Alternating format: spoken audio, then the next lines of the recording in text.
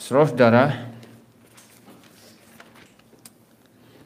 kita akan melanjutkan pembahasan mengenai buah roh, dan hari ini kita akan membahas mengenai kesabaran.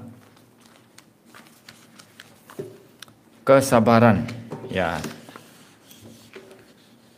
hampir saja saya sendiri mau mengatakan bahwa saya perlu belajar kesabaran, tetapi ini menjadi sesuatu hal yang saya kira tidak konsisten dengan apa yang diajarkan Alkitab, sebagaimana sudah dibahas di dalam pendahuluan dulu, ya, bagian pendahuluan ketika kita memulai pembahasan mengenai buah roh, ya. Karena kita tidak boleh berkata, saya belum punya kesabaran tapi saya sudah baik di dalam kasih. Kalau saya tidak sabar berarti saya belum sempurna, bukan sempurna, ya, tidak ada manusia sempurna. Belum baik di dalam mengasihi, ya. Kalau saya belum baik dalam mengasihi, belum baik dalam hal kesabaran, maka tentu saja nggak mungkin merasakan damai sejahtera atau sukacita sebagaimana orang yang lebih sabar dan lebih mengasihi. Jadi saudara, buah roh nggak bisa pincang, ya. Kasihnya hebat, tapi kesabaran nggak ada. Kalau nggak sabar berarti nggak ada kasih. Paulus berkata apa? Kasih itu sabar, saudara.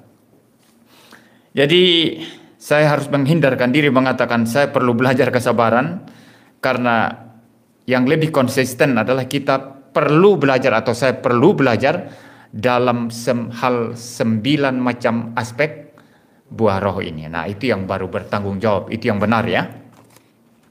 Ya, baik saudara, kesabaran, ya, di tengah-tengah kehidupan di dunia yang sekarang ini jauh lebih sulit. Kenapa lebih sulit? Kenapa lebih sulit? Karena dunia tempat kita tinggal saat ini adalah dunia yang instan. Dunia yang serba maunya cepat, kan? Maunya instan. Saudara kalau mau kontak saudara di kampung, famili di kampung, zaman dulu kan berkirim surat. Kirim lewat mana? Dulu nggak ada JNE, nggak ada JNT, nggak ada si cepat gitu, ya. Saya taunya si cepat itu karena biasa beli-beli online itu dan biasa kirim pakai si cepat gitu, ya. Nggak ada semua itu, saudara.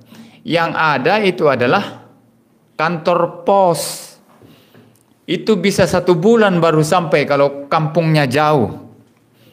Ya, paling cepat kalau kilat itu ya 1-2 minggu lah itu, ya. Ya, bisa beberapa minggu, kadang bisa beberapa bulan baru sampai. Maka orang katakanlah dari NTT kirim anak kuliah di Jawa. Ya, kirim anak kuliah di Jawa. Nanti mau telepon mahal. Dulu memang ada telepon, ya. Telepon apa namanya? Sambungan langsung jarak jauh atau apa itu, ya? Adalah itu dulu. Di sini disediakan warung-warung telekomunikasi dulu, bisa telepon jarak jauh begitu. Tapi bayar sangat mahal, dihitung itu. Jalan itu kayak pulsanya itu jalan itu. Ngomong lama sedikit itu udah mahal sekali itu. Ya, saudara, ya. Jadi kadang-kadang berkirim surat. Sebelum ada teleponan jarak jauh seperti itu, apalagi di pelosok-pelosok yang nggak ada teleponnya, ya terpaksa pakai surat. Ya, nunggu pegawai pos datang antar surat itu lama sekali, ya. Ditunggu lama sekali, nggak datang-datang begitu. Nah, kalau sekarang nggak perlu, saudara. Dulu masih SMS, ya. SMS sudah ketinggalan zaman sekarang. WA langsung. Ya, bila perlu langsung telepon, kelihatan mukanya seperti apa. Jadi papanya, mamanya sakit atau nggak sakit atau sehat, jelas sekali kelihatan, ya. Nah, serba instan sekarang. Mau cari apa-apa instan, ya. Zaman dulu Anda mau cari tahu satu istilah, ya. Apa itu? Artinya istilah, misalnya apa, ya? Istilah sulit dalam hal filsafat misalnya apa, ya. Satu istilah misalnya presuposisi begitu, ya. Apa ini presuposisi, ya? Anda mesti cari perpustakaan, cari ensiklopedi, atau cari kamus. Sekarang, nggak perlu, saudara, tinggal Google. langsung ketemu. Oh, ini maksudnya, ya. Jadi saudara, semua serba instan sekarang. Cepat. Di dalam dunia yang serba instan seperti itu, kita nggak ada waktu berlama-lama untuk menunggu. Ya. Jadi nggak ada waktu untuk menunggu, saudara. Dan ini menyebabkan banyak orang menjadi tidak sabar. Pinginnya cepat-cepat. Dan ini lebih buruk lagi, menyebabkan banyak orang tidak mau belajar step by step. Pinginnya langsung hebat, langsung bisa. Makanya ada teolog internet. Tapi itu teolog abal-abal itu, ya. Mereka rasa tanpa sekolah teologi pun, hanya belajar dari Google, hanya belajar dari Facebook, hanya belajar dari YouTube, langsung hebat. Lalu mendapat orang-orang yang studi baik-baik. Apalagi mendapat orang-orang yang lulusan luar negeri dari sekolah teologi sangat bagus, begitu, ya. Ah, kamu ini kuliah S2, S3, nggak ada guna kamu itu, katanya. Padahal dia baca sumber nggak jelas mungkin di internet itu. Lalu mulai berdebat. Saya malas ya melayani orang-orang semacam itu. Jadi spirit instan ini. Nggak mau duduk baik-baik untuk belajar. Kalaupun nggak masuk sekolah teologi, ya, Anda mesti beli buku. Nggak bisa hanya andalkan Google, saudara. Banyak informasi-informasi yang menyesatkan di Google. Walaupun ya tidak dapat dipungkiri itu ada informasi-informasi yang sangat bagus di Google. Tapi yang membimbing saudara untuk tahu ini informasi yang salah, ini informasi yang benar, siapa kalau tidak ada pembimbing, tidak ada tutornya, tidak ada dosennya, tidak ada gurunya. Jadi bahaya sekali. Bahaya sekali. Ya, maka orang yang awam, ya, dan ingin melayani, kalau dia bertanggung jawab sungguh-sungguh, duduk setiap hari membaca buku yang sungguh-sungguh baik dan berbobot, itu barulah dia boleh diberi kesempatan untuk pelayanan. Tapi orang awam yang hanya sekedar dengar dari YouTube, nggak tahu sumbernya dari mana, nggak jelas, itu saya kira sangat berbahaya kalau diberikan mimbar pelayanan kepada orang-orang semacam itu, ya. Jadi orang tidak mau susah-susah, enak sekali, ya. Seperti saya ini bertahun-tahun sekolah, S1-nya itu 5 tahun, saudara. S1 5 tahun. Habis itu sambung dengan S2. Sekarang studi lanjut lagi. Tapi orang-orang ini enak sekali, lang belajar di YouTube, dengar gitu, langsung dengar satu kali, langsung hebat. Berarti pendeta ini salah gitu, ya. Dia dengar mungkin pendeta nggak karu-karuan siapa gitu, ya. Ngomong bicara, ya. Nggak jelas juga studinya dari mana. Langsung, ini Muriwali salah ini begitu. Ayo debat sama saya. Ini orang bebal kayak gini nggak usah dilayani, saudara. Ya, saya kadang-kadang risih, ya. Beberapa waktu lalu ada perbedaan pendapat dengan David Tong, ya. David Tong, anaknya pendeta Stephen Tong, ya, khusus dalam hal dalam hal Yesus bangkit, dibangkitkan atau tidak dibangkitkan, ya. Ya, sebetulnya itu bisa, interaksinya itu bisa diadakan dengan cara yang akademik dan ilmiah. Dan saya sendiri posisinya menentang itu, ya. Ya, cuma saya lihat ada banyak sekali orang awam memberi komentar di Facebook itu, ya. Mereka enak sekali memberi komentar, ya. Lalu juga melecehkan, menghina, ya. Ya, David Tong studi formal, kamu, ya walaupun saya tidak setuju sama dia, ya. Saya mau debat sama dia kalau memang bisa, ya. Ya. Tapi maksud saya sikap orang awam dalam hal mengkritik, melecehkan itu nggak benar itu. Ya, walaupun mungkin posisimu benar, tapi dia belajar studi teologi formal. Jadi Anda tidak perlu melecehkan. Kamu hanya orang awam yang belajar dari Facebook, belajar dari internet. Paham, ya? Tapi kalau Anda orang awam yang sungguh-sungguh studi dengan benar, baca buku yang berbobot dengan benar, kita pasti menghargai. Saya menghargai orang-orang awam yang demikian, ya. Tapi kalau orang awam yang cuma hanya belajar secara instan di internet itu, saya sama sekali nggak anggap. Nggak ada kredit kalau saya. Saya tidak akan memberikan kredit apapun. Nilai apapun tidak ada. Kalau saya itu nol, ya. Tidak ada penghargaan apapun. Ya, tapi kalau orang awam yang tidak studi formal tapi duduk baik-baik, belajar baik-baik, saya sangat-sangat menghargai kalau saya. Ya, bukan hanya David Tong, ya, saya sendiri itu berulang-ulang digitukan orang, ya. Artinya itu kamu itu apa? Katanya sekolah di luar negeri. Ya, tapi dia apa? Tahu dari mana dia? Dia belajar dari mana? Yang bimbing dia siapa? Dia baca buku teks yang mana? Ya, apalagi kalau sampai ngaku reform. You pernah baca enggak Institute of the Christian Religion-nya Calvin? Ya, engkau pernah menyelidiki buku-buku teologi seperti ditulis Charles Hodge atau B.B. Warfield atau Herman Bavinck atau Louis Berkhof?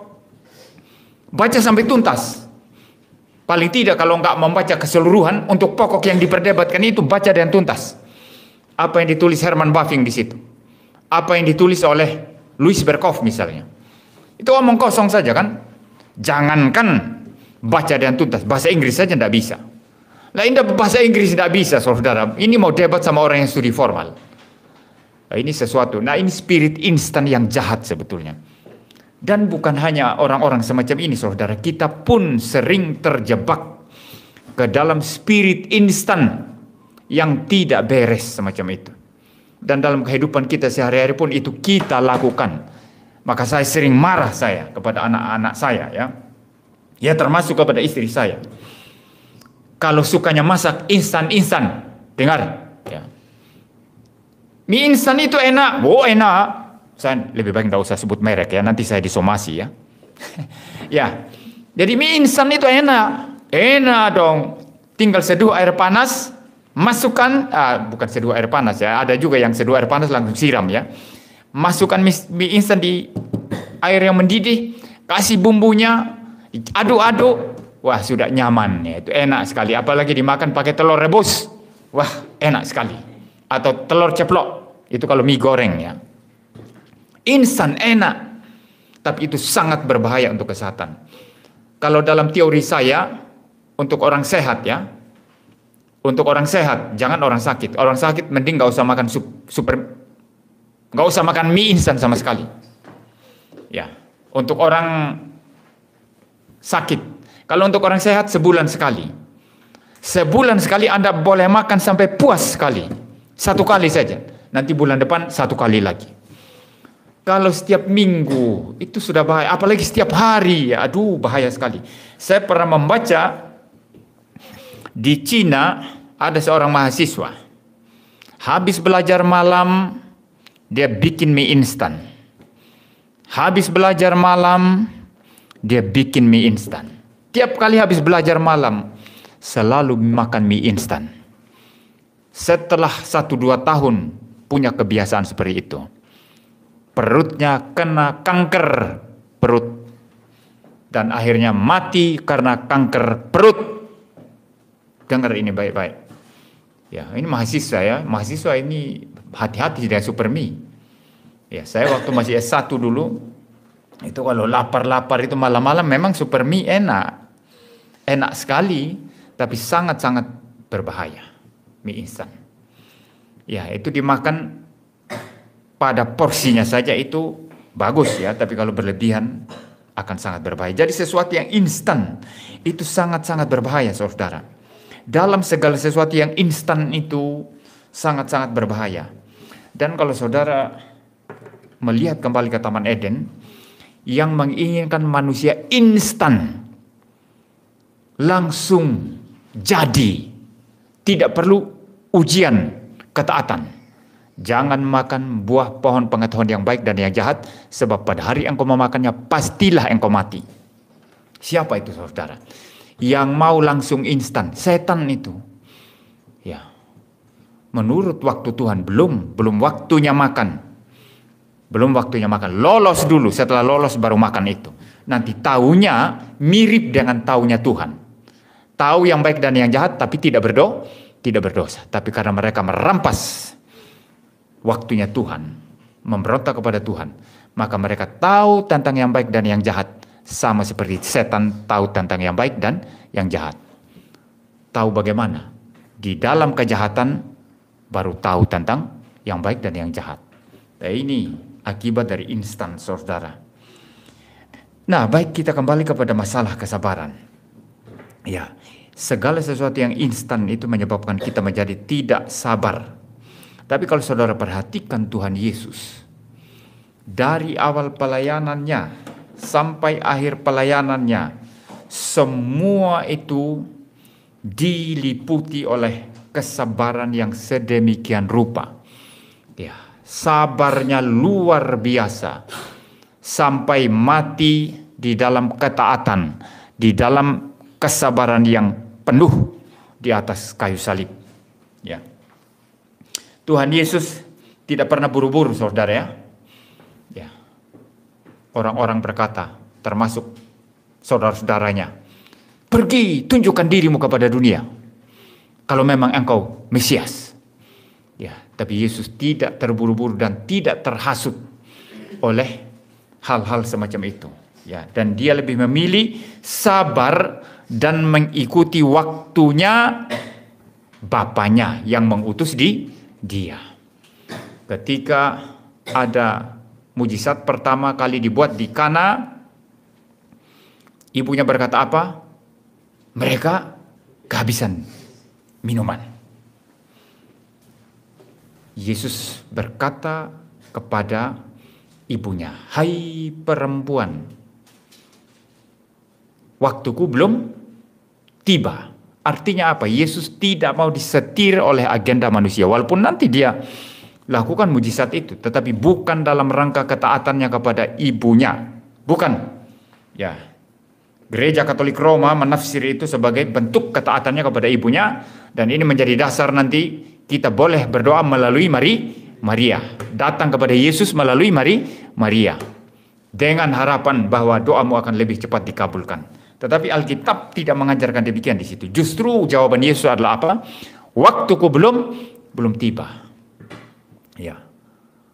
Jadi di situ Yesus mau menunjukkan agenda yang dia kerjakan di dunia ini tidak bergantung kepada suruhan manusia, perintah manusia termasuk ibunya sendiri, tidak berdasarkan tekanan orang Yahudi, orang Farisi, tidak berdasarkan ejekan-ejekan daripada termasuk saudaranya sebelum bertobat, tidak. Tetapi berdasarkan agenda Bapanya, dan dia harus taat melakukan itu. Dan untuk itu membutuhkan apa? Kesabaran. Ya, Anda bilang saya sabar, tapi sudah pernah diejek orang belum? Pernah diejek orang. Saya waktu menyerahkan diri pertama kali jadi hamba Tuhan, saya kerja di Pandaan, di pabrik roti sangat bagus berkualitas, tapi sayang sudah bangkrut. Ya, karena krisis. Roti mahal itu harganya dan enak sekali. Sampai sekarang saya belum menemukan roti seenak itu. Saya tanya adik saya juga, ya, yang suka mencicipi mana yang enak, mana yang tidak. Ya, saya tanya adik saya, Pak Eben Matalu, ya, bagaimana bandingkan roti yang ini dengan roti tempat saya kerja dulu? Dia bilang lebih enak tempat kerja dulu. Ya, saya pernah bawa rekan dari GRI Malang dulu. Ya, kami ke Surabaya ikut seminar di GRI di Surabaya waktu itu. Pabriknya belum tutup. Saya bilang saya pernah kerja di pabrik di Pandaan. Coba kita mampir beli rotinya. Lalu kita beli roti, saudara. Wah, mereka bilang enak sekali ini rotinya.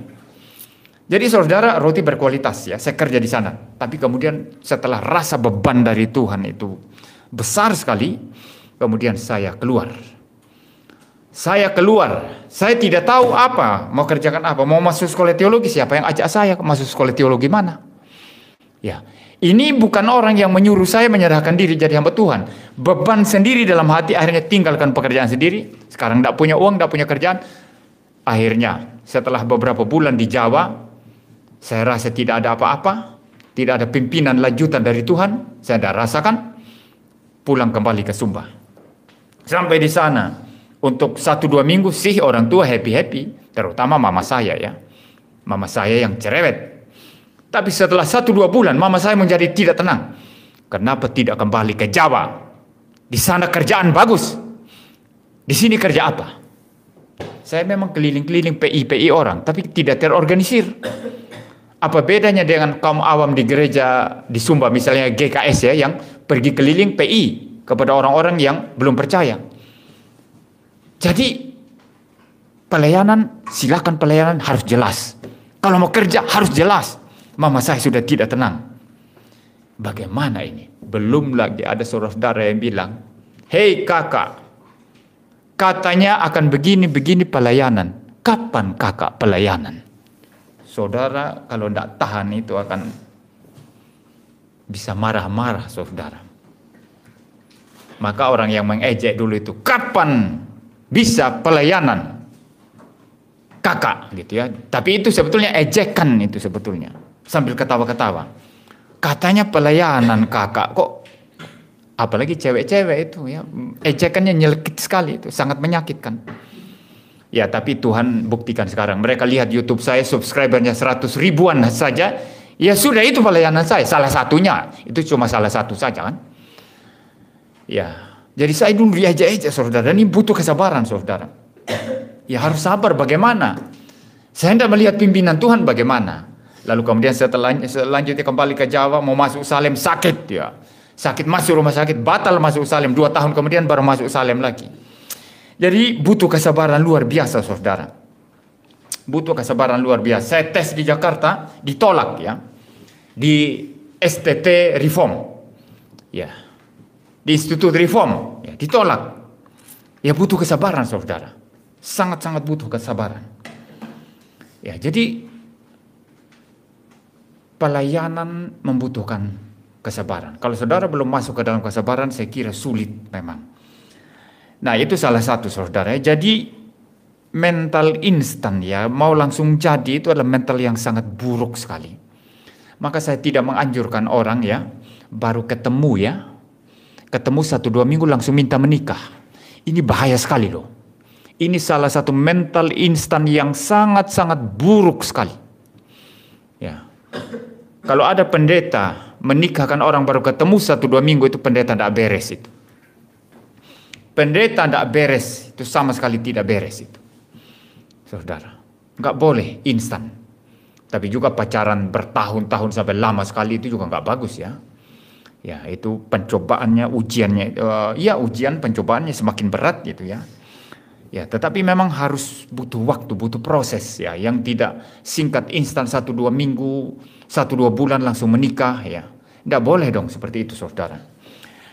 Nah, maka saudara mengikuti teladan Tuhan Yesus yang sabar sampai akhir di atas kayu salib. Maka cara instan itu bukan cara Kristen, dan itu sama sekali tidak menggambarkan buah roh yang sesungguhnya seperti apa. Tetapi sekarang saya mau menjelaskan. Sabar itu seperti apa dan harus sampai kapan. Ada juga orang yang bersabar sampai mati selalu sabar. Ya, sampai mati selalu sabar, tetapi kesabarannya bisa salah. Ya, pertama saudara, kita tidak bisa sabar dengan dosa. Kalau dosa mesti langsung dipotong, tidak ada istilah sabar. Ya, kecuali dosa itu jika dipotong akan merusak hal yang lebih penting di dalam pekerjaan dan pelayanan kita, sehingga mungkin kita memberi toleransi, tunggu waktu yang tepat baru potong. Paham ya? Saya kasih contoh di sini, misalnya siapa? Yudas itu kan pencuri. Tahu Yudas? Rasul Tuhan Yesus. Dia sering ambil uang kas. Ya. Dia mencuri uang kas. Waktu dia mengkritik tindakan perempuan yang meminyaki kaki Tuhan Yesus dengan minyak narwastu yang mahal sekali harganya, ya, dia pikir apa? Lebih baik uang itu, lebih baik minyak itu dijual, lalu uangnya dibagi-bagi kepada orang miskin. Tetapi dia tidak peduli kepada orang miskin. Dia sedang peduli kepada dirinya sendiri karena dia merampok uang kas. Tapi Tuhan Yesus tidak potong-potong. Sampai titik akhir, barulah si Yudas pergi bersama setan yang merasuk dia untuk menyerahkan Tuhan Yesus. Nah, ini Tuhan toleransi. Memang dia harus ada di sana, ya, sebelum seluruh rencana Allah digenapi. Karena kalau Yudas dipecat lebih dahulu, berarti nanti yang menyerahkan dia sesuai dengan nubuatan perjanjian lama tidak tergenapi ya. Jelas ya? Nah, kadang-kadang ada dosa yang kita lihat, tetapi karena dosa itu kalau dipotong sekarang akan merusak banyak hal yang jauh lebih penting, maka kita mencoba bersabar. Tahan sampai waktu yang tepat baru dipotong. Tetapi tidak semua seperti itu, saudara. Ada yang langsung harus dipotong. Ada yang langsung harus dipotong. Misalnya pengajaran sesat, ya. Ya, dan dosa-dosa yang serius, ya. Kalau dosa sangat serius sekali dan mengganggu jemaat, kita memang harus potong karena daya rusaknya akan lebih besar ketimbang dibiarkan untuk menjaga sesuatu apalah begitu, ya. Ya, saya kira kalau dosanya sangat serius, tidak ada kepentingan lebih besar yang kita harus bela, lalu kita membiarkan dosa itu. Dosa mesti dipotong, ya. Saya membaca 2 Korintus 11 ayat 3 sampai 4 dulu sekarang. Ya, ini tulisan Rasul Paulus kepada jemaat di Korintus, ya. Ya, tetapi aku takut. Ya, 2 Korintus 11 ayat 3 sampai 4. Tetapi aku takut kalau pikiran kamu disesatkan dari kesetiaan kamu yang sejati kepada Kristus. Sama seperti Hawa diperdayakan oleh ular itu dan kelicikannya. Ayat 4, perhatikan ini. Sebab kamu sabar saja jika ada seorang yang datang memberitakan Yesus yang lain daripada yang telah kami beritakan, atau memberikan kepada kamu roh yang lain daripada yang telah kamu terima, atau Injil yang lain daripada yang telah kamu terima. Nah, di sini Paulus sedang mengkritik mereka. Kamu sabar saja kalau ada orang bawa Injil lain, bawa Yesus lain, bawa roh yang lain. Artinya apa? Sama pengajar sesat boleh sabar enggak? Enggak boleh di sini, saudara. Harus dilawan. Karena itu akan merusak seluruh komunitas gereja. Ya, kalau itu pengajaran sesat langsung dipotong, saudara. Tidak boleh sabar. Paulus yang mengajarkan dalam bagian lain dalam kitab Korintus yang mengatakan kasih itu sabar, ya. Tapi di sini berkata tidak boleh sabar. Kamu ini sabar saja kalau ada orang bawa Injil lain. Harusnya bagaimana? Tidak boleh sabar dong. Ya. Kalau dia pendeta tidak beres, pecat dia. Ya. Kalau dia pendeta bawa Injil lain dari semimbar, langsung stop dia. Hentikan dia. Tidak boleh kasih mimbar. Tidak boleh izinkan dia berkhotbah. Karena nanti akan merusak iman seluruh jemaat. Maka sama ajaran sesat kita tidak bisa sabar, saudara. Ya, kalau hanya kesalahan atau error, ya kita masih bisa toleransi. Ya, sambil perlahan-lahan kita mengajar, ya, dan menyatakan bahwa itu salah. Tapi kalau sudah masalah doktrin yang fundamental sekali, kristologi atau masalah trinitas atau masalah keselamatan satu-satunya di dalam Yesus Kristus, atau Alkitab adalah firman Allah yang berotoritas mutlak atas iman dan pengetahuan dan tingkah laku kita setiap hari. Itu mau diobok-obok, kita harus langsung potong itu. Tidak ada toleransi itu. Kalau ada pendeta khotbah tidak beres dari mimbar, langsung stop dia boleh. Tidak mengganggu liturgi itu. Tapi kalau hanya kesalahan, mungkin juga kesalahan serius, ya, dalam hal menafsir, tapi tidak berhubungan dengan kesalahan doktrin yang serius, kita harus sabar. Tunggu nanti dia turun, baru kasih tahu, ya. Saudara paham, ya?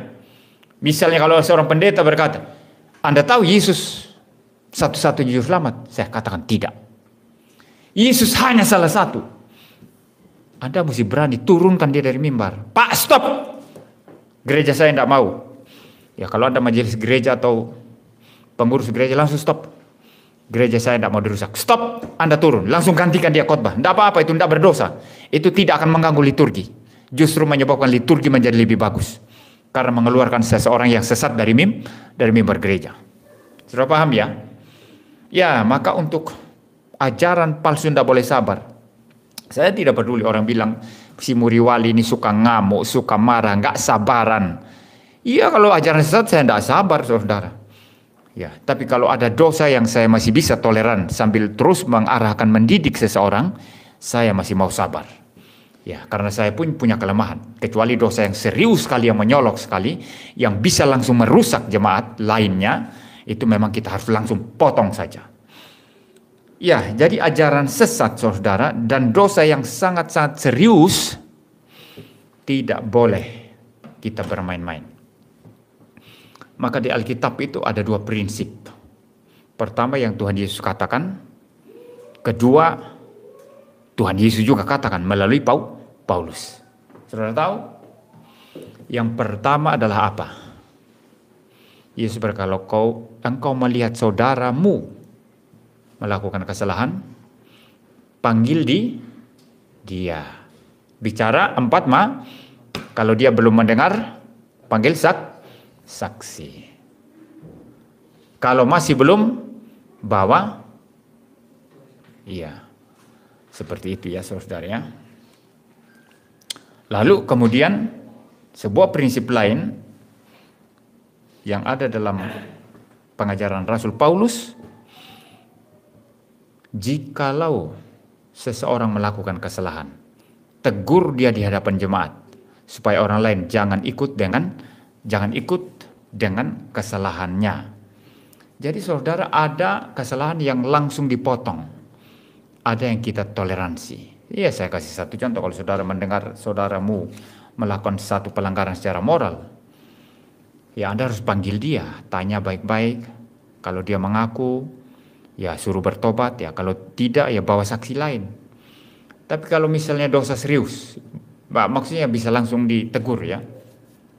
Saya lagi khotbah di sini, seorang ibu setel HP keras-keras lalu teleponan di situ. Wah, ini langsung saya potong. Ibu diam dulu, teleponnya simpan. Dengar khotbah di sini. Jangan ganggu khotbah saya. Saya biasa tegur orang kurang ajar seperti itu. Ya. Lari-lari anaknya, bawa anak lari-lari anaknya nggak ditertibkan gitu ya. Anaknya teriak-teriak lalu ganggu saya khotbah.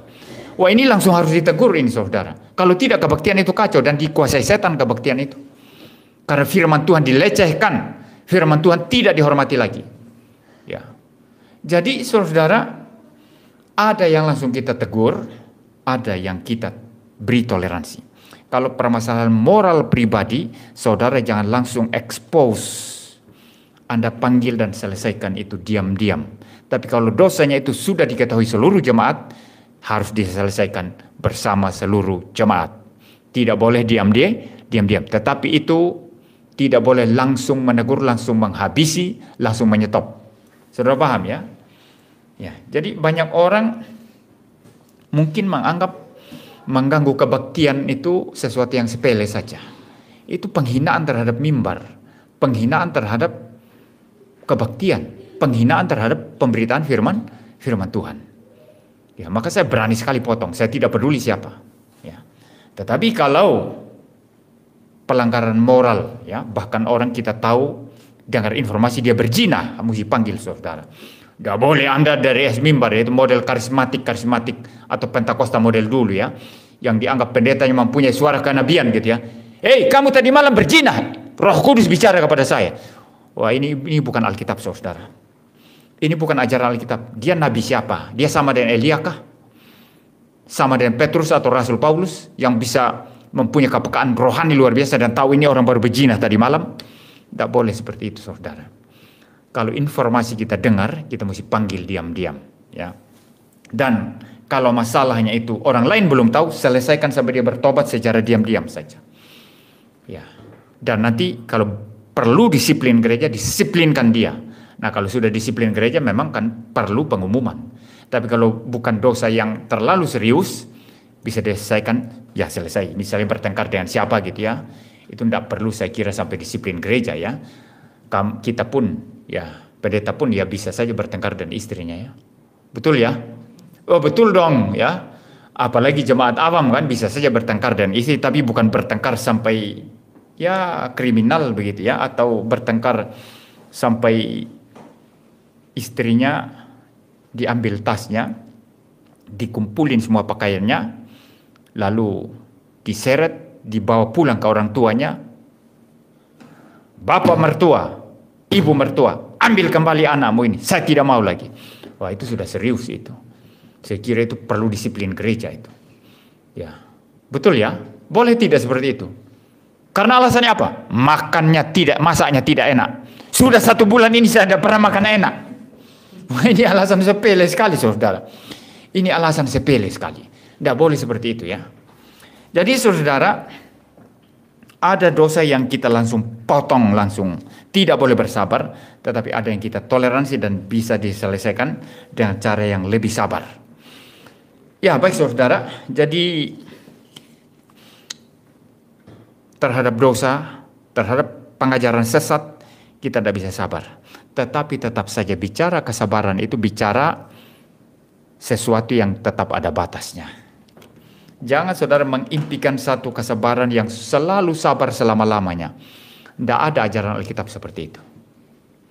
Bahkan Tuhan saja yang di dalam istilah teologi sistematika itu disebut sebagai Allah yang long suffering, ya, atau dikatakan juga Allah yang wajah yang semacam istilah bahasa Inggrisnya long of face, ya. Allah itu mempunyai wajah yang panjang gitu, ya. Artinya sabar sekali ketika diserang, dihina, dimaki-maki. Ya, dia biasa disebut sebagai the long suffering God. Long suffering itu artinya apa? Tahan menderita. Karena sabar itu. Jadi dimaki-maki, dilecehkan, sabar, sabar, sabar.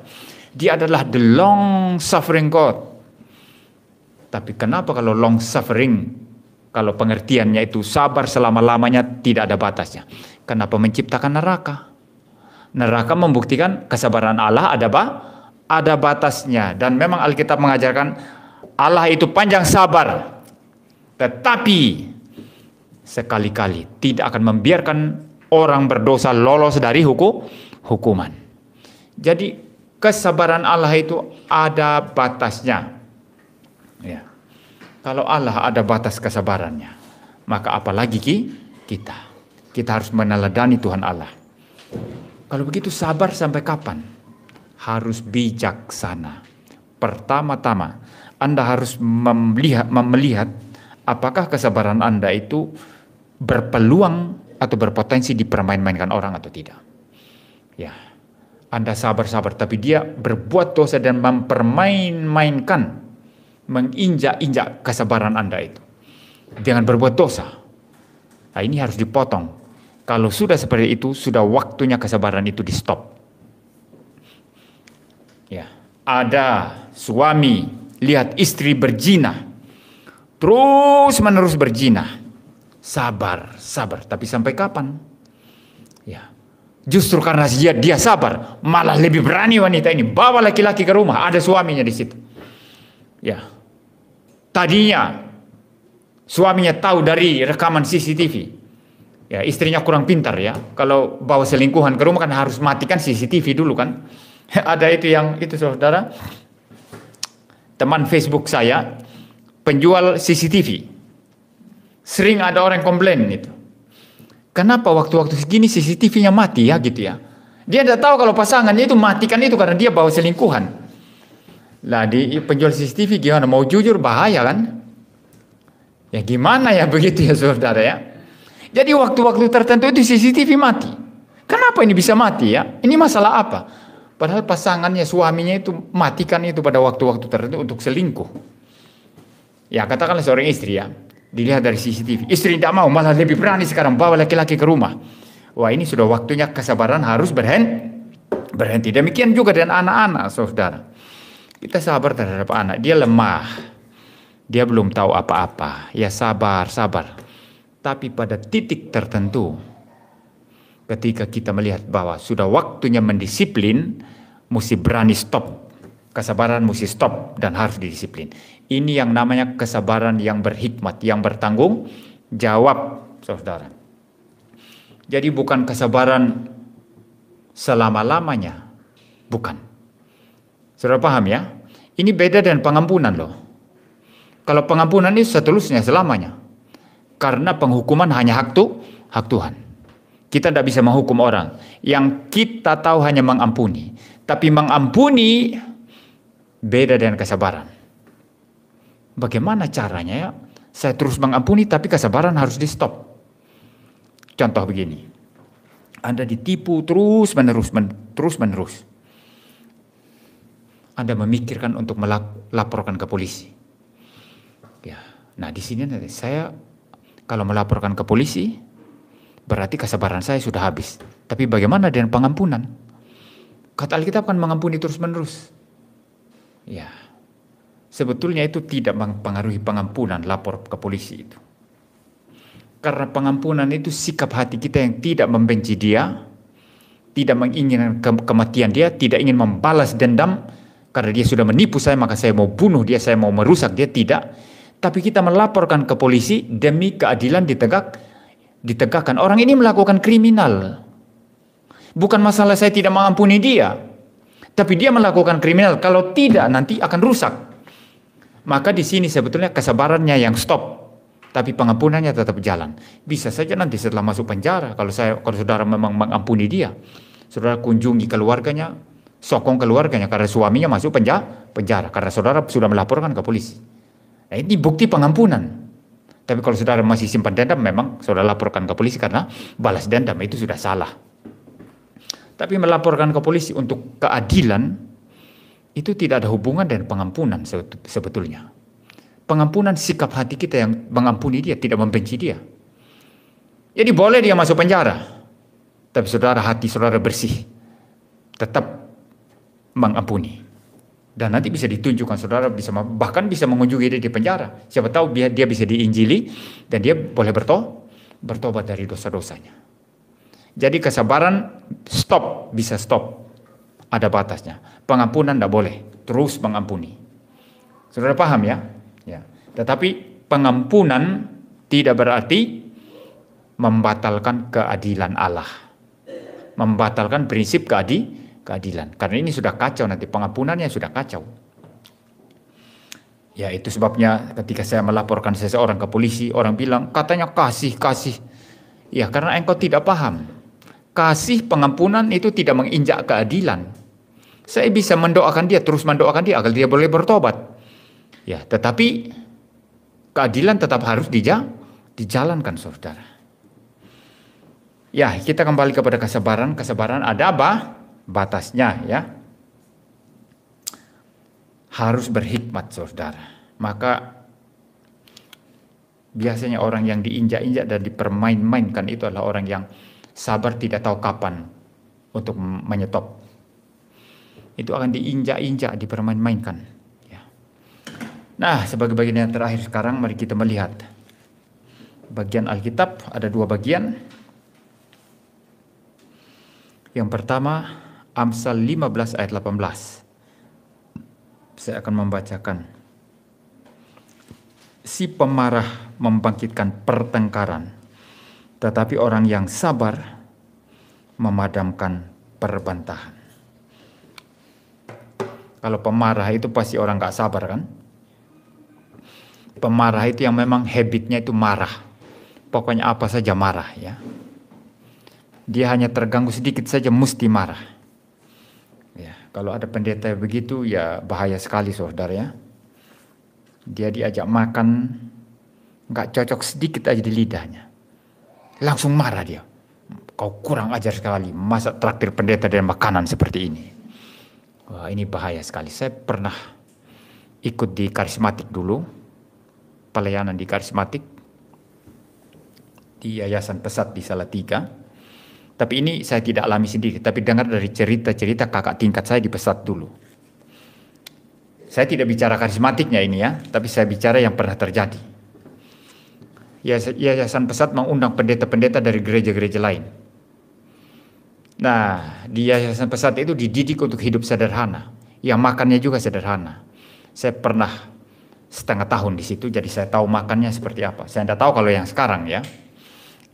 Dididik dengan sederhana. Namanya hamba Tuhan harus belajar hidup sederhana. Ya. Nah, undanglah pendeta-pendeta dari gereja lain, ada seminar apa begitu. Makan seperti makanan kami mahasiswa. Ya, ada pendeta-pendeta ngamuk-ngamuk. Kurang ajar ini, yayasan ini. Masa kami dikasih begini, langsung dibuang makanannya, dicabut daun-daun apa, ditaruh di mangkuknya atau piringnya itu dikembalikan di situ. Makanan apa ini katanya? Nah, itu sudah penghinaan, saudara. Nah, ini bagi saya ini ciri khas pendeta yang tidak sabar, tidak tahan, tidak long suffering, ya. Beda dengan Tuhan yang panjang wajah, forbearance, tahan menderita. Ya. Tuhan. Kita harus meneladani Tuhan sebetulnya. Ya, jadi saudara, Iya, kalau marah yang penting harus marah. Cuma cilakanya juga orang marah juga sah ya. Mau cari pendeta marah susah loh sekarang. Betul enggak? Loh, jangan remehkan ini. Cari pendeta marah susah enggak? Susah loh. Dosa sedemikian rupa di depan mata, enggak marah. Ajaran sesat sedemikian rupa di depan mata, enggak marah. Ini juga satu ketidakberesan yang lain ya. Bagi saya itu sama-sama ekstrim tidak beres. Pendeta tidak marah itu tidak beres.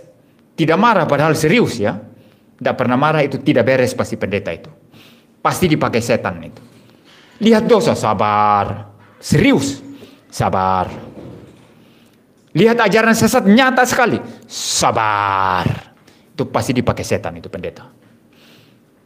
Di sisi lain pendeta ngamuk-ngamuk, apa saja ngamuk.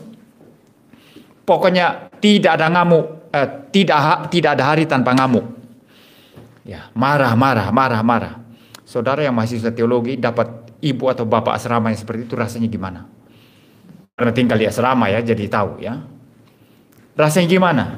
Kamu gini gitu ya. Richard, kenapa ini gitu? Banyak sekali ngomongnya. Waduh, kita mau belajar gimana ya? Cerewet sekali ya. Tapi mungkin pihak kampus pikir cerewet cocok jadi bapak asrama supaya atau ibu asrama biar nanti disiplinkan mahasiswa. Tapi di sisi lain kan sangat mengganggu. Bangun pagi dia belum sambut, dia sendiri belum sisir rambut, belum cuci muka. Sudah cerewet sama orang. Kamu bangun pagi cuci muka loh, dia sendiri gak cuci muka saudara. Ini gimana ya? Nah, hamba Tuhan tidak boleh seperti itu. Apa-apa dibawa marah ya, itu gimana itu ya? Itu nggak ada keindahannya saudara. Pendeta apa-apa marah itu nggak ada keindahannya saudara. Semua marah ya. Waduh. Itu kalau kita berhadapan dengan orang seperti itu gimana ya? Saya tahu, saya pernah berelasi dengan adalah orang-orang seperti itu. Dan memang siksaan saudara. Semua jadi bahan cerewet. Semua jadi bahan marah. Saudara. Jadi kita hati-hati sekali sama orang yang seperti itu. Ya, jadi sangat-sangat mengerikan, apalagi dalam dunia kerja. Anda dapat atasan yang seperti itu ya. Ya, tidak ada sejahtera dari Senin sampai Sabtu kalau kerja Senin sampai Sabtu. Itu beban yang luar biasa, salib yang luar biasa. Ketemu dengan orang yang itu lagi cerewet. Padahal kita sudah kerja benar, sudah kerja bagus. Nggak ada pujian sama sekali, nggak ada gini sama sekali. Bagus kamu kerja gitu ya. Nggak ada, semua cerewet saja. Bahaya sekali saudara. Mending saudara tinggalkan tempat pekerjaannya kayak gitu. Ya. Kalau saya sih ya suka memuji orang ya. Saya suka mengendorse orang ya. Suka memuji orang. Kalau saya lihat, walaupun saya nggak ada hubungan sama orang itu, tapi kalau pendeta itu bagus khotbahnya, saya biasa di YouTube itu saya puji saudara. Ya. Memang kita harus memuji orang, saudara. Kalau memang layak dipuji ya. Jangan terlalu mahal pujian itu saudara. Jangan lihat segala sesuatu sempurna dulu padahal kita sendiri banyak bolongnya, banyak tidak sempurna.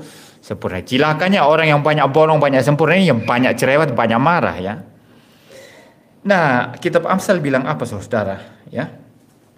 Si pemarah membangkitkan apa? Pertengkaran. Iya saudara. Orang pemarah tidak sabar ya pasti membangkitkan pertengkaran. Tetapi orang yang sabar memadamkan perbantahan. Saya punya dua pengalaman. Kalau ada orang yang marah lalu saya balas marah pasti bertengkar. Tapi pengalaman lain ketika orang marah, ini otot lehernya ngomongnya walaupun dia seperti pura-pura nggak marah ya dari bahasanya, tapi kalau otot lehernya sudah keluar dan intonasinya sudah naik, saya kemudian bersabar, lalu tetap sopan, Pak, begini. Tidak berapa lama, reda loh. Tapi kalau saya jawab juga agak keras, kenapa Pak? Wah, itu pasti bertengkar nanti.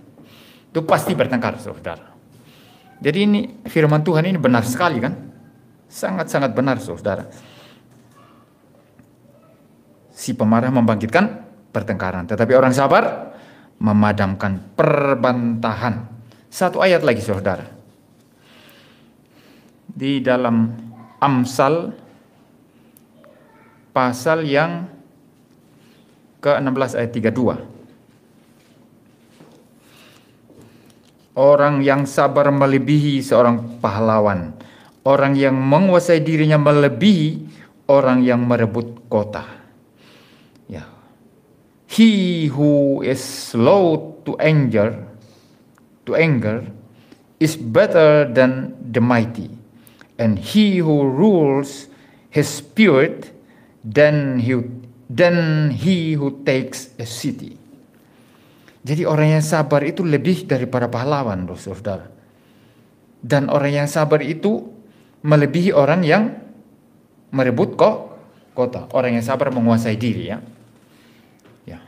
Jadi artinya apa? Sikap sabar itu atau sifat sabar itu adalah sesuatu keunggulan, sesuatu virtue atau sesuatu kebajikan yang sangat-sangat bagus sekali kalau saudara mau memenangkan pertempuran. Ada orang yang berkata mengalah untuk menang. Tidak ada salahnya, saudara. Tapi ada juga orang menggunakan itu untuk berlindung di balik kata-kata. Karena dia takut kritik sih sebetulnya. Dia takut untuk mengkoreksi. Dia takut untuk bicara jujur. Maka dia bilang mengalah untuk menang. Padahal dia tidak pernah menang-menang. Karena tidak pernah berani untuk ngomong, saudara. Tapi mengalah untuk menang dalam pengertian yang benar-benar memang mengalah. Karena belum waktunya kita fight dengan dia. Ya, itu justru akan menyebabkan kita lebih banyak waktu untuk bergumul, untuk berpikir, menyusun kekuatan. Begitu kita kekuatannya sudah pas, kita hantam dia sekarang. Dia hancur. Nah ini saudara, ini pelajaran yang sangat penting daripada firman Tuhan. Ya saudara ya. Jadi kesabaran itu apa? Dikatakan tadi, kesabaran itu orang yang sabar melebihi seorang pahlawan. Orang yang menguasai dirinya melebihi orang yang merebut kota. Ya, baik biarlah kita menjadi orang Kristen yang sabar, ya. Sabar karena Roh Kudus bekerja dalam kehidupan kita. Sabar karena kita memahami firman Allah. Sabar karena kita memahami kehendak Tuhan. Dan sabar karena kita memahami waktunya Tuhan. Kapan bertindak, kapan tidak bertindak. Kapan berkata-kata, kapan tidak berkata-kata. Kapan kita mendisiplin, kapan kita belum boleh mendisiplin. Nah itu kesabaran, bukan sabar selama-lamanya. Itu penakut. Ya. Mengalah untuk menang, bukan mengalah untuk selama-lamanya. Tidak mungkin menang. Mengalah untuk tunggu waktu, kapan kita kesabarannya sudah stop dan kita harus menegur, kita harus mengajar, kita harus mendidik, kita harus mengkoreksi sekarang. Ini cara Tuhan. Mari kita berdoa. Bapa di surga, terima kasih Tuhan untuk segala kebaikan-Mu.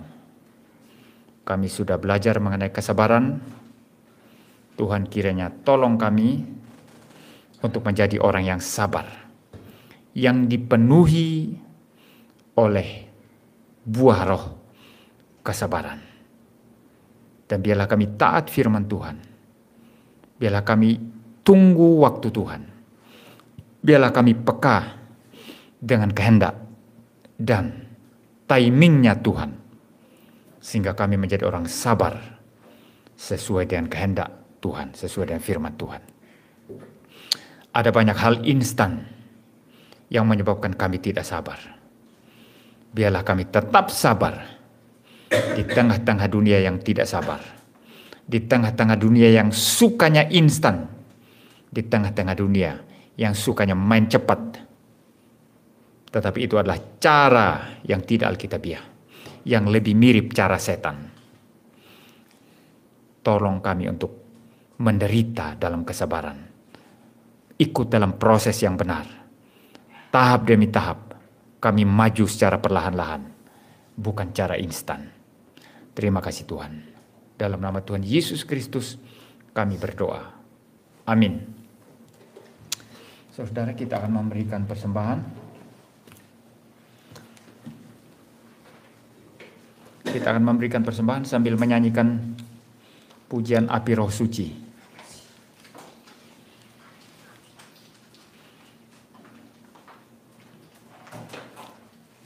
Ya, silakan. Api Roh Suci.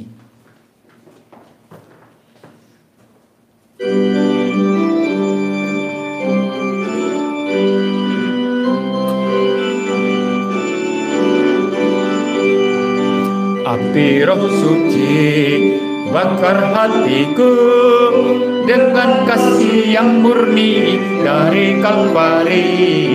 Roh Pentakosta giat bagi namaku. Api Roh Suci bakar hatiku. Sekali lagi. Api Roh Suci bakar hatiku dengan kasih yang murni dari Kalvari. Roh Pentakosta giat bagi namamu. Api Roh Suci bakar hatiku. Sekali lagi. Api Roh Suci bakar hatiku dengan kasih yang murni dari Kalvari. Roh Pentakosta giat bagi namamu. Api Roh Suci bakar hatiku.